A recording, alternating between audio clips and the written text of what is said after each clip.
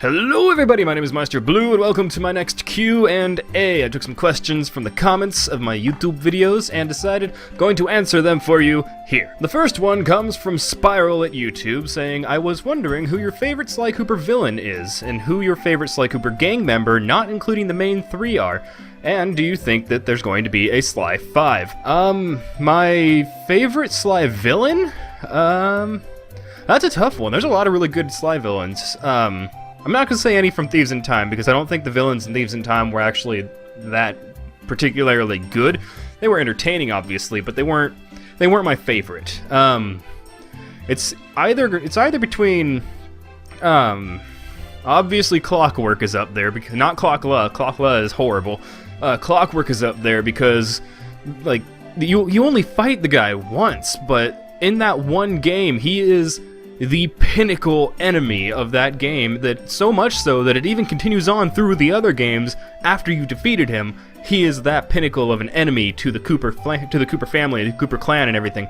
And the entire fight leading up to him is perfect, because you have to go through all your skills and everything, master everything that you've learned throughout the game to go rescue Carmelita. You go through all the different types of gameplay segments, and then finally you see him and you fight him. He's this huge, intimidating, and amazingly voiced villain, and it's just in my opinion, a perfect ending to a video game was the ending of Sly Cooper 1, the final fight and everything. That to me is what I think of when I think of, like, the best video game, like, finale for me. So Clockwork is probably going to be my favorite. If not him, I'd probably say Jean Bisson, just because I love the guy. He's hilarious, and I don't think he's got the, I mentioned this in the videos that I'm doing on Sly 2, he's got this sort of Gaston from Beauty and the Beast thing where you think in any other story he would probably be the good guy, because he's from a time where what he's doing is okay.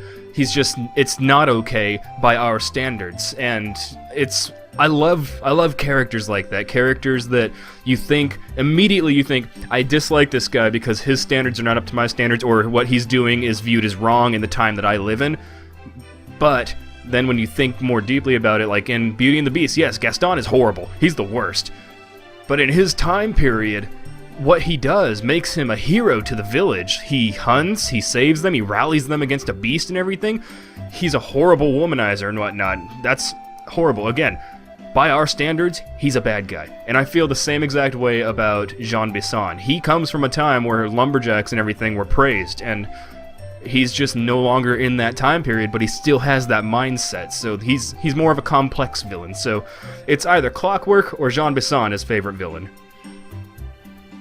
Favorite Sly Cooper gang member? This is going to go into spoiler territory here for Thieves in Time, but the game's been out for a while now, so you should probably know this already.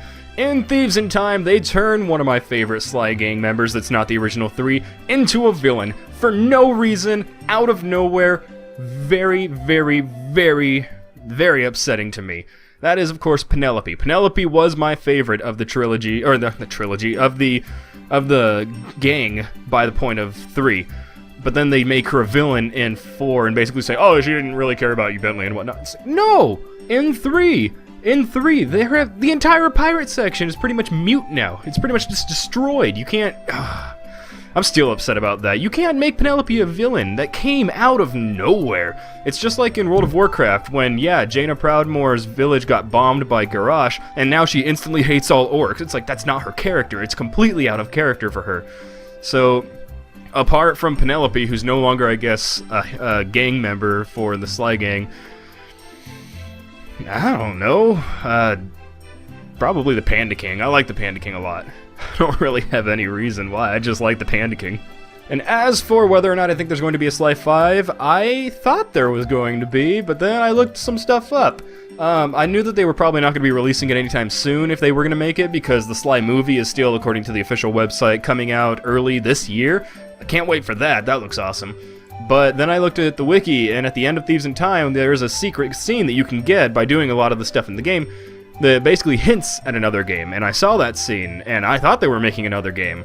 But apparently, according to Wikipedia, on November 14th, 2014, Sanzuru Games released a statement that they are not developing a future game. That doesn't necessarily mean that there's not going to be a SLY 5. And I would like to think that there's going to be a SLY 5. I still like to think that because I think the game series still runs really well, still flows. It's from 3 to Thieves in Time, I thought was a beautiful transition to the current tech of the time. But it just might not be made by Sanzadu Games. I'm hoping that's the case, because I don't want them to be like, no more Sly Cooper games, because I like Sly Cooper, if you guys haven't noticed. So thank you for that one, Spiral. On to the next one. Hero of Hyrule 1, hey buddy, how's it going? Says, what is to you the most overrated anime and video game? I don't use the phrase overrated as much as I used to. I kind of grew out of it. Overrated, I don't really think things are overrated, so I'm gonna say what is, to me, the anime and video game that most people loved, that I found either disappointing or just didn't like. That's what I'm gonna go for, because when I say it's overrated, I feel like I'm saying, well, they're wrong, and no, it's an opinion thing. For me, the anime that I thought was the most, like, built up, and then just not as good when I watched it, probably gonna have to say... I could go for the easy route and just say Naruto. I could go for the very easy route and say Naruto. But no, I'm gonna go with, oh, what's the name of it? I can't remember the name of it. I have it. I can look over here and see what it is. Okay, I feel horrible for not remembering it because it's right there. It is Tengen Toppa Gurren Lagann. Let's be honest, I love that show. It's one of the stupidest shows I've ever watched, and it's that kind of stupid that, like, Pacific Rim is, where you go into it and you're not expecting to use your brain. You're expecting to see big, awesome, stupid things fighting other big, awesome, stupid things, and any intellectual context and whatnot to the game, to the anime, to the movie, thrown out the window when you go in, and you're gonna enjoy yourself a lot more. That was Gurren Lagann with me, because it's one of the stupidest things I've ever watched, and the best part is that it wasn't too built up before I went and saw it. Like, one of my friends was watching it, and they said, "This is a really good anime, let's come watch it." And I was like, "Alright, I'll come watch it." And I'm sitting there watching it like, alright, this is kind of... okay. By the end of it, I was like, alright, I didn't find that too bad. It still wasn't anything great to me. I consider that to be on the same par as Neon Genesis Evangelion, except that I understand that Neon Genesis Evangelion kind of revolutionized stuff for anime for a bit there.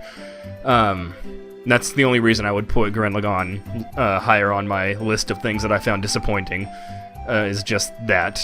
But yeah, it's immediately followed by NG. For video games, that one's really easy for me. That one is the entirety of the God of War series. I love Greek mythology. I have a lot of friends that are really into Greek mythology, and they love the God of War series. I can't stand it. And to be honest, I love the game. The gameplay and everything. It's one of the most fluid character action games I've ever played. They're so much fun to go through. There are extremely difficult puzzles in the very first 2 games, and I felt very accomplished beating those games. I just didn't like them. And for one reason and one reason alone, I hate the stereotype of Hergadigger. I hit my pop. Hergadig War. I hate that stereotype. I hate, like, you're only a badass if you're able to fight and kill all these people by yourself. It's like, no, I don't put that much value in physical strength and whatnot. I don't really do that. And that's literally Kratos' character. Kratos' character is only Hergadig War. He is the Garrosh Hellscream of other video games. And if you guys know anything about World of Warcraft, Garrosh Hellscream was literally like, we are orcs, we must be Hergadig War, and he basically turned the entire orc into the Nazi regime. It's like, no, I place value in peace. I place value in intelligence, and neither of those two things can even come close to describing Kratos in God of War. I hate Kratos. He's my least favorite video game character, and because of that, God of War is like the most disappointing thing for me. Again, not to say anything bad about like the actual games and whatnot, because they're beautiful, they're stunning, they're fun to play. It's just Kratos bothers me that much. So thank you for that one, Hero of Hyrule 1. to the next question is actually one that I have put together from a compilation of many comments on the 14 random reasons why Mysterious Girlfriend X rocks videos. This is the question of, is there or will there be a Season 2? I don't know. Honestly, it's very unlikely. Sad to say, because again, that is one of my favorite anime. When did it come out again? It came out 2012, I think, is when the anime first came out. The anime aired from April 7th, 2012 to June 30th, 2012, with an OVA released on August 23rd, 2012. So yeah, it has been at the very least around 3.5 years since the show came out. It's very unlikely that we're gonna get another one, and that's a sad thing to say, especially since, from what I know and what I've collected, they only have the manga in Japanese. You could probably find them fan translated online somewhere, but I'm not going to recommend any places just because, no.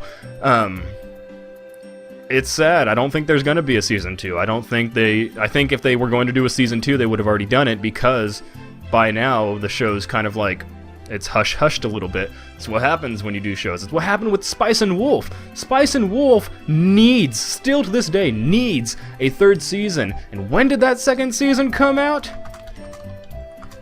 Let's see, pull that up right here. Season 2. Spice and Wolf 2 on Wikipedia. April 30th, 2009 to September 24th, 2009. And we still have not seen a Season 3. If anything, Spice and Wolf is the one show I will say needs more of a follow season than anything I've ever watched. And I've watched Firefly. But it's not gonna happen, you guys. At least as far as I know, a Season 2 for Mysterious Girlfriend X is not going to happen. If they were going to do it, they would have done it already, and I hate to be the bearer of horribly depressing news, but yeah, I'm gonna go watch the show now. But yes, that is all the questions I'm doing for this one. I will of course be doing more Q&As as questions come in, so leave any questions you want to ask me, anything, video games, anime, movies, anything. Just throw them down in the comment section, or go to my Tumblr or Twitter pages, which are linked in the thing below. They're both at Meisterbloo, so it's pretty easy to find me. Just ask me a question, I'll write it down, and I'll tackle it in the next Q&As. So, thank you all for watching. Hope to see you guys in the next video. So, until then, peace out.